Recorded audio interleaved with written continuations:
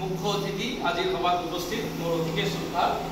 মৃদুল শৰ্মা ডাঙৰীয়া বিশিষ্ট সাহিত্যিক সমালোচক সমাজ সংগঠক গুৱাহাটীৰ পৰা তেখেত আহিছে তেখেতৰ লগত আজি মোৰ ফাৰ্ষ্ট দেখা কিন্তু মই তেখেতক শ্ৰদ্ধা কৰোঁ তেখেতৰ লেখা পঢ়োঁ মই আৰু ইয়াতে উপস্থিত জামাল আৰু এগৰাকী বয়োজ্যেষ্ঠ ব্যক্তি আছে আৰু যুৱ প্ৰজন্মৰ প্ৰতিনিধি হ'ব আজি গান্ধী জয়ন্তী সকলোলৈ গান্ধী জয়ন্তীৰ শুভেচ্ছা আজিৰ দিনতে আৰু এগৰাকী মহামানৱ আমাৰ লাল বাহাদুৰ শাস্ত্ৰী তেখেতৰো জন্ম হৈছিল আজিৰ দিনতে আজিৰ দিনটো আকৌ ইমান ভাল দিন আজিৰ দিনতে আকৌ আমাৰ শংকৰদেৱৰ আকৌ তিৰবাদ আজিৰ দিনটো চাৰিফালে এটা তাৎপৰ্য আছে আজি আপোনালোকে বিষয় দিছে সাম্প্ৰতিক সময়ত গান্ধীবাদৰ প্ৰাসংগিকতা আৰু প্ৰয়োগ বহুত ডাঙৰ টপিক প্ৰাসংগিকতা আৰু প্ৰয়োগ সম্ভৱ নহয় এই এটা মিটিঙত 1 ঘণ্টাৰ আলোচনাত এই 50 জন মানুহে গান্ধীবাদৰ প্ৰাসংগিকতা আৰু প্ৰয়োগ আলোচনা গতি কৰা সম্ভৱ নহয় কিন্তু আমি কি কৰিব পাৰো আমি ভাৰতবৰ্ষৰ নাগৰিক হিচাপে কি কৰিব পাৰো এখন গণতান্ত্ৰিক দেশৰ নাগৰিক হিচাপে আমি কি কৰিব পাৰো কাৰণ আমি আপোনালোকে ইয়াত যিসকল আছে আমি দেশৰ ভৱিষ্যত আমি গান্ধীজীক ভাল পাওঁ আৰু গান্ধীজীক ভাল পোৱাৰ কাৰণে আজি যেহেতু মানুহ কম 50 জন মানুহ আমাৰ ইয়াত হ'ব পাৰে কিন্তু আমি এজনে 100 জনৰ দায়িত্ব ল'ব পাৰো কাৰণ আমি একজন লিডাৰ ফিউচাৰ লিডাৰ আমি লিডাৰ মানে পলিটিক্যাল লিডাৰ নহয় লিডাৰ মানে আপুনি যত আছে এই জায়গা ঠাইখনত যদি আপুনি দৰ্শন এটা দিব পাৰে সেই ঠাইখনে আপুনি আপোনাৰ লিডাৰ হ'ব পাৰে লিডাৰ কেনেকৈ হ'ব কৰাপচন কৰিলে লিডাৰ নহয় কামালে কৈ গৈছে সমাজখনত সমাজ ব্যৱস্থা চেঞ্জ হৈ গৈছে মই সমাজ ব্যৱস্থা কোৱাৰ আগতে যেহেতু গান্ধীৰ সাম্প্ৰতিক সময়ত গান্ধীবাদৰ প্ৰাসংগিকতা আহিছে মহাত্মা গান্ধীয়ে যদি প্ৰথমতে গোটেই জীৱনটো কিবা এটা কথা কৈ গৈছিল সেইটো কথা কৈছিল কিহৰ ওপৰত সত্যৰ কথা কৈছিল অনেষ্টি কথা কৈছিল নাই গান্ধীজীয়ে কি কৈছিল যে সত্যটো এষ্টাব্লিছ হ'ব লাগে আৰু কি কৈছিল অহিংসা বহুত কথা কৈছিল তেওঁ এটা আহি প্ৰথমত কৈছিল কি সত্য মানে সঁচা কথা আমি কোৱা অভ্যাস কৰিব লাগে সঁচা কথা ইমপ্লিমেন্ট কৰিব লাগে এতিয়া আমি সঁচা কেনেকৈ কম একদিনতে আমি আজি প্ৰেক্টিছ কৰি একদম কালিৰ পৰা সত্যবাদী হ'ব পাৰিম নেকি নোৱাৰো আমি এটোৰ কাৰণে কি লাগিব প্ৰেক্টিছ লাগিব কি লাগিব বলা কি লাগিব অভ্যাস লাগিব আমি অভ্যাস কৰিব লাগিব যে আমি কালিৰ পৰা মিছা কথা নকওঁ কেইটা মিছা কথা নকওঁ আজি যদি মই 10টা মিছা কথা কৈছো কালিৰ পৰা মই 8টা আনিম নেক্সট ডে মই 7টা আনিম এনেকৈ কৰি কৰি এটা 1 মাহৰ টাৰ্গেট প্লান লোৱা সবা 1 মাহ পিছত মুখেদি কোনো মিছা কথা নোলাব কথাটা কৈছে নাই 1 মাহ পিছত কোনো মিছা কথা নলাব সো এইটো কথা আমি ইমপ্লিমেন্ট প্ৰথমত কৰিব লাগে যে মই প্ৰত্যেক দিনাই মই সঁচা কথা কম সঁচাৰ লগত মই আপোচ নকৰো কিয় মই মানু কিয় মই ভগৱানৰ অপূৰ্ব সৃষ্টি কিয় মই সঁচা কথা এই কাৰণে কম মই আজি গান্ধীবাদৰ ওপৰত আলোচনা কৰিছো এই আলোচনা গান্ধীজীৰ জীৱনৰ যেটো প্ৰথম দৰ্শন আছিল সেই দৰ্শনটো আছিল সত্য আৰু মই সত্যক মানি মই কাৰ লগত সত্য হম মই ফাৰ্ষ্ট নিজৰ লগত সত্য হম মই যদি ছাত্ৰ মই পঢ়া শুনা ভালকে কৰিম মই যদি মোৰ পঢ়া শুনা কৰি সত্যভাৱে প্ৰতিষ্ঠা কৰিম মোৰ জীৱনৰ লক্ষ্য যদি মই সম্পূৰ্ণ কৰিব পাৰো তেনেহলে মই কি হম সত্যৰ ওপৰত মই প্ৰতিষ্ঠিত হম মই সত্য কাৰ লগত হম মই মোৰ মা দেউতাকৰ লগত সত্যবাদী হম মই তেওঁলোকক মিছা কথা কৈ তেওঁলোকৰ পৰা পইচা নলম যিখিনি টকা লাগে মই সেইখিনিয়ে ল'ম সঁচা কথা তেওঁলোকক কম সদায় সঁচা ইনফৰমেশ্যন দিম ঘৰত নপৰাকে মই নপঢ়ো বুলি নকওঁ বাহিৰত হোষ্টেলত আছো মই নপৰাকে ঘৰত পঢ়ো বুলি পঢ়ি থাকাকে নকওঁ তাৰ পিছত আমি যিখিনি কাম কৰিব লাগে এই কৰিব লগা কামখিনি যদি আমি কৰো তেনেহলে আমি সত্যৰ ওপৰত প্ৰতিষ্ঠা হ'ব এই প্ৰেক্টিছটো কি হ'ব কালি আমি এমএ পাস কৰিম বিএ পাস কৰিম এসিএস অফিচাৰ হ'ম কাইলৈ আমি সমাজত বেলেগ প্ৰতিষ্ঠিত হ'ম ডক্টৰ হ'ম ইঞ্জিনিয়াৰ হ'ম যুৱ প্ৰজন্মই বিভিন্ন ক্ষেত্ৰত যাব ৰাজনীতি যাব এই কথাটো মনত ৰাখিব লাগিব যে মই গান্ধীজীক ভাল পোৱা মানুহ মই গান্ধীৰ দেশৰ মানুহ মই ভাৰতবৰ্ষৰ মানুহ মই গণতান্ত্ৰিক মানুহ গণতান্ত্ৰিক ব্যৱস্থা গান্ধীবাদৰ ব্যৱস্থা যদি প্ৰথমত কৰিব লাগে সেই লাগা কামটো কি হ'ল সত্য আমি সত্যৰ ওপৰত যদি আমি সেইটো আমি আৰম্ভ কৰো তেনেহলে আমি কি কৰিব পাৰিম গান্ধীবাদ আমাৰ সমাজত কি হ'ব প্ৰতিষ্ঠা হ'ব বুজি পাইছা না মই কি কৈছো কথাটো বুজি পাইছা প্ৰথমত সেইটো কামে নিজে কৰিবা কাৰণ গান্ধীজীয়ে এটা কথা কৈছিল যে নিজক প্ৰথমত নিজক যদি তুমি পৰিৱৰ্তন কৰিব নোৱাৰা আনৰ পৰিৱৰ্তনৰ চেষ্টা কৰিব নালাগে মই যদি আজি মিছা কথা কওঁ মই কালি কি হৈছে মিটিঙত ধৰক ইয়াৰ বাহিৰত মই ইয়াত সিগাৰেট খাইছো গান্ধীজীয়ে সদায় মাদকৰ কথা কৈছিল গুটখাৰ কথা তেওঁ বেলেগ ভাষাত কৈছিল মই যদি সিগাৰেট খাই আহি তোমালোকক কওঁ তোমালোকে সিগাৰেট নাখাবা সেইটো কিন্তু সত্যবাদী নহয় মই কম তোমালোকে গুটখা নাখাবা কিয় কম কাৰণ মই নাখাওঁ মই কম তোমালোকে সিগাৰেট নাখাবা কিয় কম কাৰণ মই নাখাওঁ মই কম কেতিয়াও সমাজৰ লগত গাদ্দাৰি নকৰিবা হেইটো নিজক যেতিয়া আমি ইমপ্লিমেন্ট কৰিম নিজৰ মাজত তাৰ পিছত আমি সমাজত যেতিয়া ইমপ্লিমেন্ট কৰিব পাৰিম হেয়াই গান্ধীবাদ হেয়াই প্ৰাসংগিকতা হেই আৰম্ভণি নিজৰ পৰা হ'ব লাগিব কাৰণ গান্ধীজী এই কথাটো কৈছিল যে নিজৰ পৰাই পৰিৱৰ্তনৰ আৰম্ভণি প্ৰথমত নিজত আনিব লাগিব তাৰ পিছত পৰিয়ালত অট'মেটিক আহিব পৰিয়ালত অহাৰ লগে লগে ক'ত আহিব সমাজ ব্যৱস্থাত আহিব মোৰ কথাখিনি বুজি পাইছা তোমালোকে এগৰাকী বিশিষ্ট লেখকক থৈ মই কথা ক'ব বিচাৰিছোঁ অতি সোনকালে মই শেষ কৰিম মোৰ ভাষণ মই যুৱ প্ৰজন্মক উদ্দেশ্যি কৈছোঁ যুৱ প্ৰজন্ম মোৰ বহুত প্ৰিয় মই যুৱ প্ৰজন্মক বহুত ভাল পাওঁ মই যুৱ প্ৰজন্মক এই কথা কৈছোঁ যে নিজে এটা কাম আগত কৰিম তাৰ পিছত সেইটো আমি কি কৰিম বেলেগক উপদেশ দিম সেই উপদেশটো যদি আমি দিব পাৰোঁ আমি গান্ধীবাদৰ প্ৰাসংগিকতা সমাজত বুজি পাম সমাজত এই কৰাপচন হৈছে সমাজত আজি কৰাপচন কৰা মানুহবিলাক ডাঙৰ ডাঙৰ পদবীত আছে সেইবিলাক পদবীত কেতিয়াও নকৰিবা এদিন বেয়া দিন তেওঁলোকৰ আহিব সমাজত তোমালোকে দেখি আছা গোটেই জীৱন ফাঁকি দিলেও নিজক ফাঁকি দিব নোৱাৰি এদিন কিন্তু বেয়া দিন আহিব সদায় কেতিয়াও কি কৰিবা কেতিয়াও অসত্যৰ লগত কাৰণ অপৰাধী বা অসত্য মানুহক সাপোৰ্ট দিয়াটো এটা ডাঙৰ অপৰাধ তুমি জানি আছা তোমাৰ বন্ধুৱে বেয়া কাম কৰি আছে তুমি জানি আছা তোমাৰ লিডাৰজনে বেয়া কাম কৰি আছে তুমি জানি আছা তোমাৰ এজন প্ৰতিবেশীয়ে বেয়া কাম কৰিছে তাক তুমি যদি সাপোৰ্ট দিয়া সেই সাপোৰ্টটো কি হ'ব এই সাপোৰ্টটো আটাইতকৈ ডাঙৰ বেয়া কাম যদি হয় এইটোৱে আটাইতকৈ ডাঙৰ বেয়া কাম বুজি পাইছা সো সত্যৰ লগত থাকিম আমি কেতিয়াও অপৰাধীক কেতিয়াও আমি প্ৰশ্ৰয় নিদিম কেতিয়াও আমি কোনো ধৰণৰ বেয়া কাম নকৰো গান্ধীবাদৰ প্ৰাসংগিকতা যদি হয় মই নিজক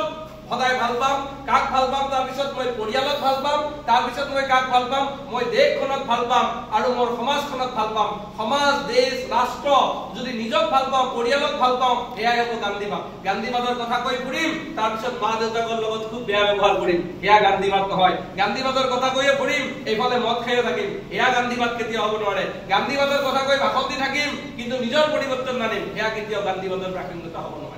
তোমালোকে জাতিৰ ভৱিষ্যত দেশৰ ভৱিষ্যত সেই ভৱিষ্যত যদি হয় তেনেহলে আমি কি কৰিব লাগিব যদি গান্ধীবাদৰ প্ৰাসংগিকতা হয় আমি ক্ষমা কৰি দিয়াৰ গুণ হ'ব লাগিব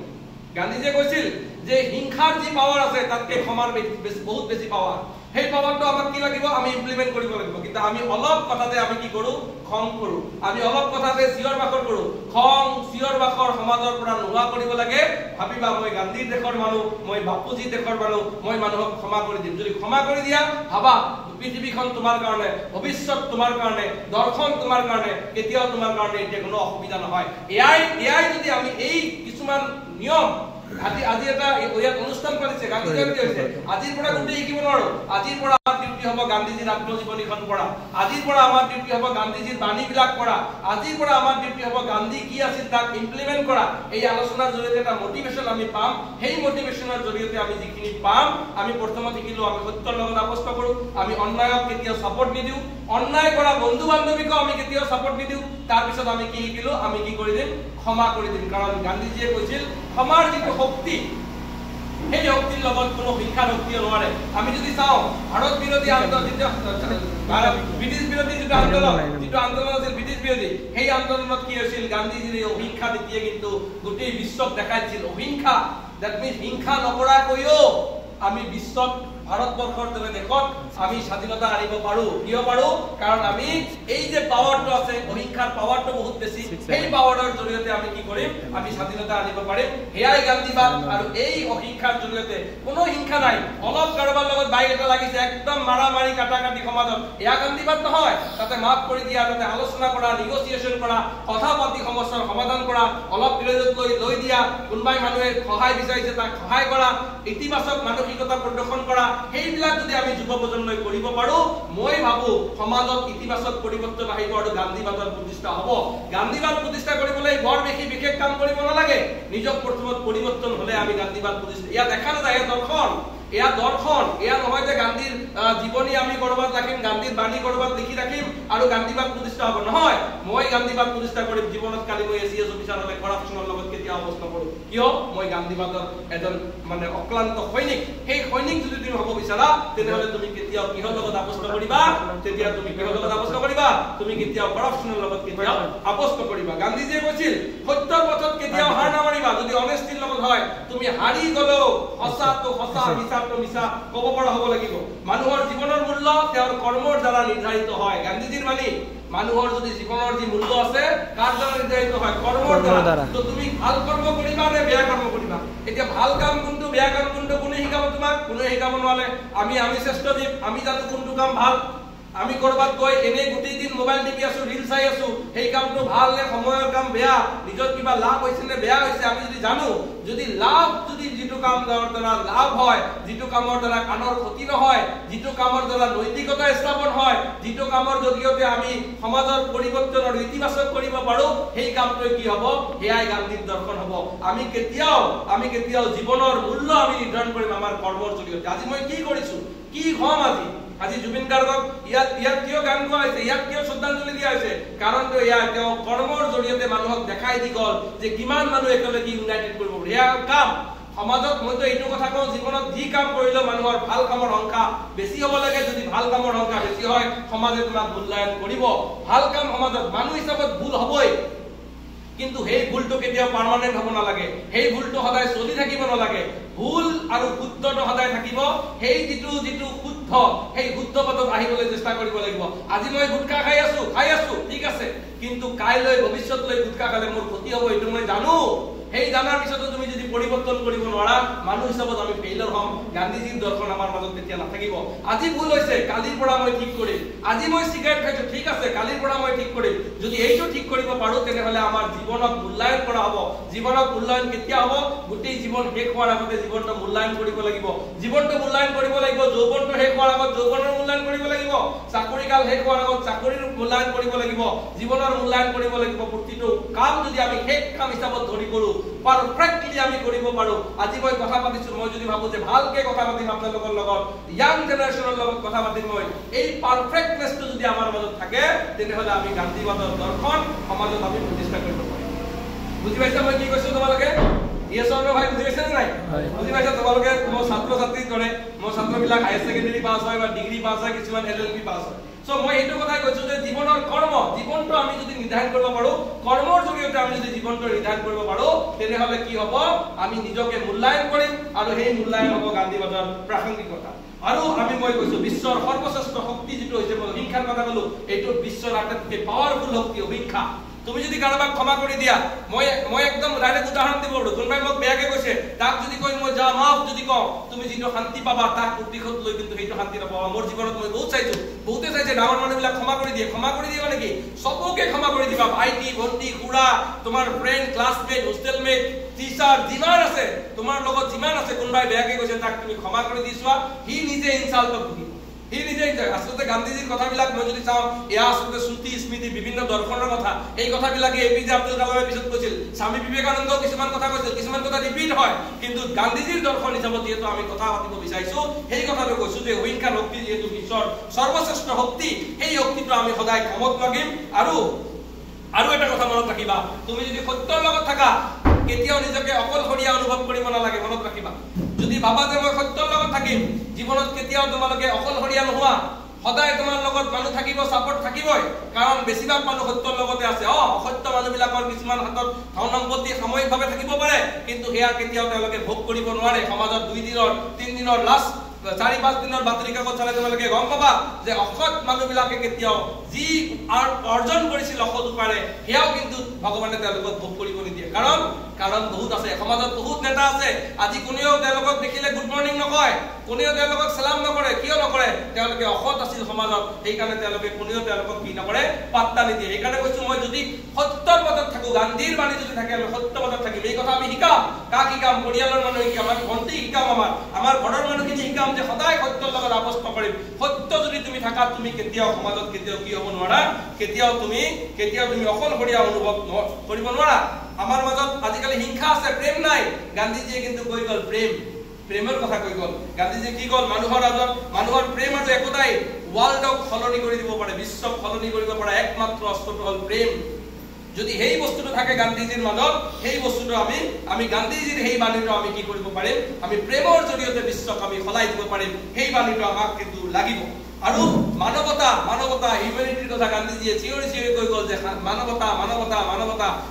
কি? মানৱতাৰ হ'ল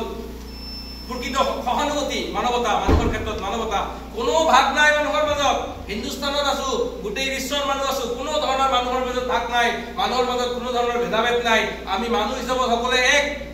মানুহ হিচাপত আমি একেলগে থাকিম। কাৰণ তোমাৰ তেজৰ বৰণ আৰু মোৰ তেজৰ বৰণ একে মানুহৰ মাজত কোনো ভাগ নাই ইয়েস মোৰ মাতৃক মই ভাল পাওঁ মোৰ জাতিক মই ভাল পাওঁ মোৰ জনগোষ্ঠীক মই ভাল পাওঁ মোৰ দেশখনক মই ভাল পাওঁ এইটো নহয় যে বেলেগক আমি বেয়া পাওঁ বেলেগ মানুহক বেয়া পাম নো আমি সকলোৱে এক আমি যদি এক হৈ থাকিব পাৰো এয়াই হ'ব গান্ধীজীৰ মাতত কাৰণ মানৱতা প্ৰেম ভাতৃত্ববোধ এইবিলাকৰ কোনো সংজ্ঞা নাথাকে আৰু এই সংজ্ঞা নথকাৰ কাৰণে গান্ধীজীৰ বাণী আজি ঘানা কনষ্টিটিউচনত আজি গান্ধীজীৰ বাণী আজি ইউনাইটেড ষ্টেটছে গান্ধীজীক আজি ফলো কৰিছে আজি ইণ্ডিয়ান কনষ্টিটিউচনৰ directive principles of state policy তোমালোকে পলিটিকেল সায়েন্স যিসকলে পঢ়িছা গান্ধীয়ান ফিলসফিৰ এক্সট্ৰা কি আছে আজি আমি পঞ্চায়তী ৰাজ ব্যৱস্থা দেখিছো এয়া গান্ধীজীৰ গান্ধীজীৰ মতে পঞ্চায়তী গান্ধীজীয়ে কৈছিল কি যে অৰ্থনৈতিক সিস্টেম আৰু গাঁৱৰ মানুহে গাঁৱৰ ব্যৱস্থাটোক নিয়ন্ত্ৰণ কৰা নিয়ন্ত্ৰণ হোৱা নাই ইমপ্লিমেন্ট হোৱা নাই ইন ফিউচাৰ হ'ব আজি হোৱা নাই ইন ফিউচাৰ হ'ব সেই আশা আমাক লাগিব সেই আশাটো আমি যদি ধৰিব পাৰো তেনেহলে মই ভাবিম যে ইন ফিউচাৰো আমি গান্ধীবাদৰ ওপৰত আমি কি কৰিব পাৰিম আমি গান্ধীবাদ প্ৰতিষ্ঠা কৰিব পাৰিম পঞ্চায়তী ৰাজ লাগিব আজি বহুত যুৱক যুৱতীয়ে বেকাৰ থাকে বহুত যুৱক যদি কাম পাই নকৰে নহয় গান্ধীজী সেইটো কৰা নাই গান্ধীজী অৰ্থনৈতিকভাৱে স্বাৱলম্বী হ'ব কৈছিল